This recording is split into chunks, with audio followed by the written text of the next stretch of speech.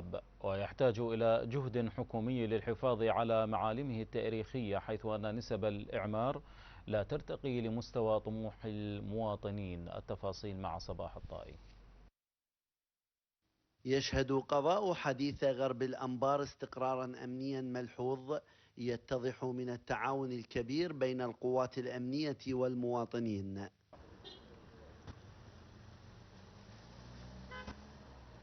إنه القضاء الذي وقف أهله بوجه الإرهاب ولقنوهم درسا في الدفاع عن تراب الوطن إلى جانب إخوانهم من القوات الأمنية والحشد الشعبي.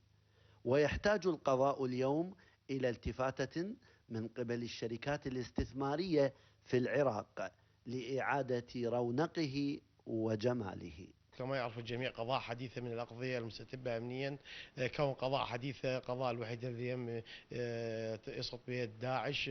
انتقلت أبطالنا وعشائرنا من القتال إلى التمدن، عملت دوائرنا من مرحلة تصدي لعصابات داعش إلى الإعمار.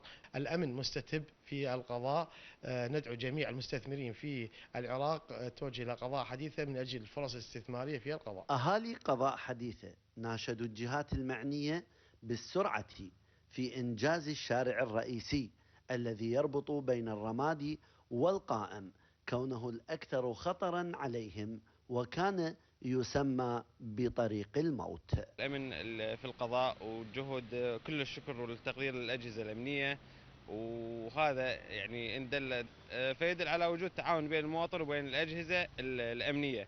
نرجو من الحكومة يعني البدء في تبليط الشارع اللي يربط بين قضاء حديثة ومركز المحافظة، مثل ما بدأ ما أكمل بين قضاء حديثة والمناطق الغربية من المحافظة. ومع أن حديثة فيها معالم سياحية كثيرة على ضفاف نهر الفرات، لكنها تحتاج إلى اهتمام حكومي لكي لا تفقد سحر جمالها وطبيعتها الخلابة.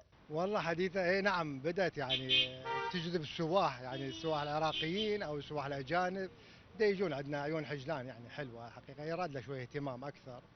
عندنا معالم سياحية كثيرة في حديثة، بس يعني نرجو من المسؤولين أن يكونون دقيقين.